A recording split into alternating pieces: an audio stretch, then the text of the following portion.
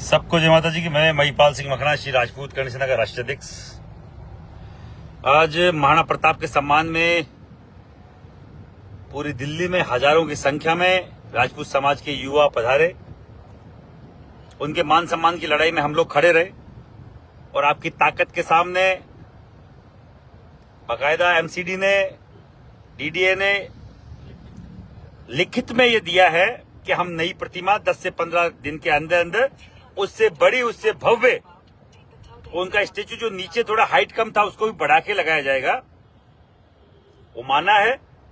और इसमें बहुत सारे ऐसे भाई लोग जो 4-5 दिन से यहां पर थे, उन सबका बहुत बहुत धन्यवाद। और सबसे बड़ा, जो सीनियर व्यक्ति अगर साथ कोई लगता है तो मनोबल बढ़ता है।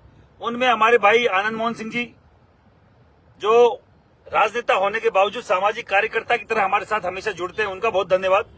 और एक अभी वर्तमान सरकार में केंद्रीय मंत्री और हमारे बड़े भाई, जिन्होंने बकायदा पूरी भरी सभा में फोन करके और स्पीकर पे, फोन के स्पीकर पे बोला कि आप स्पीकर पे डालिए, अगर डीडीए और एमसीडी लिखित में नहीं देती है या कुछ भी नहीं देती है तो मैं गजेंद्र सिंह शेखावत, केंद्रीय मंत्री भारत सरकार, ये आपको आश्वासन देता हूं कि मेरे खुद के जेब के खर्चे से ये चाहे मूर्ति मुझे लगानी पड़े, मैं लगवाऊंगा। तो उनका बहुत बहुत धन्यवाद। और उनके बकायदा उस पूरे सहयोग से डीडीए और एमसीडी ने भी लिखित में हमें दिया। उनके कमिश्नर से हमारी बात हो पाई, यहाँ के अधिकारियों से बात हो पाई। हमें अंदर जाने का बकायदा यहाँ पे वो नहीं था, परमिशन नहीं मिली थी, तो अंदर नहीं जाने दिया, क्योंकि परमिशन होती है। फिर भी इन सब चीजों का सकारात्मक रहा। वो आने वाले हर एक व्यक्ति का धन्यवाद, मेरे पदाधिकारियों का, हर एक व्यक्ति का, जो राजपूत समाज के अगुवा बन के आए, वो हर एक व्यक्ति का संयम बनाए रखा, अनुशासन बनाए रखा, हजारों की संख्या में भी, और बहुत अच्छे से इस प्रकरण को आप लोगों ने निपटाया। लोग कहते हैं कि आप प्रोग्राम में नहीं आते।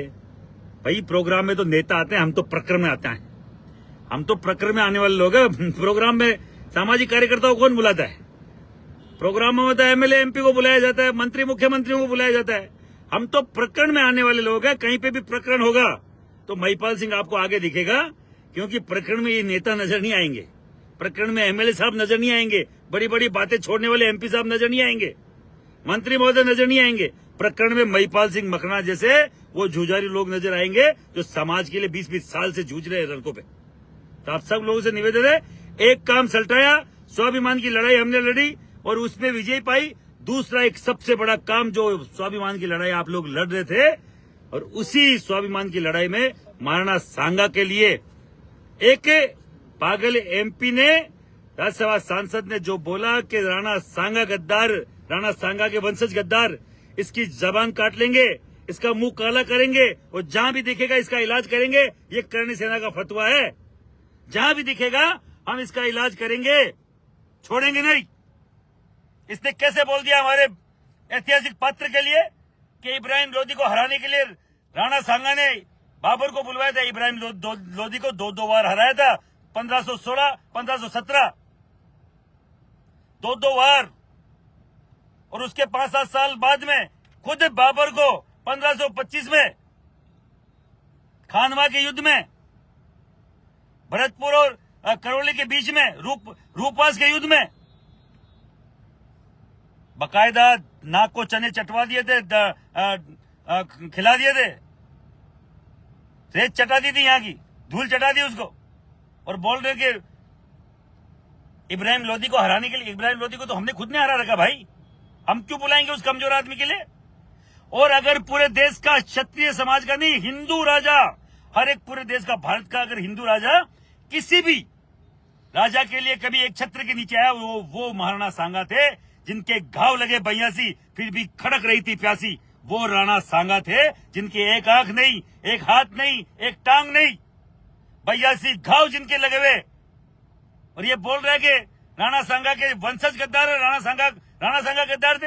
अरे शर्म कर पागल आदमी। और मैं अखिलेश यादव को बोलना चाह रहा हूं, तुम्हारे जो भी 30-32 एमपी आए हैं ना, ये एक पागल एमपी का चुनाव लड़ रहा था, पुरुषोत्तम रूपाला, उसने महिलाओं के खिलाफ अभद्र टिप्पणी करी थी, राजपूत समाज की महिलाओं के खिलाफ, और हम लोगों ने बकायदा बीड़ा उठाया था कि उसका सफाई कर देंगे, उसको खड़ा नहीं होने देंगे।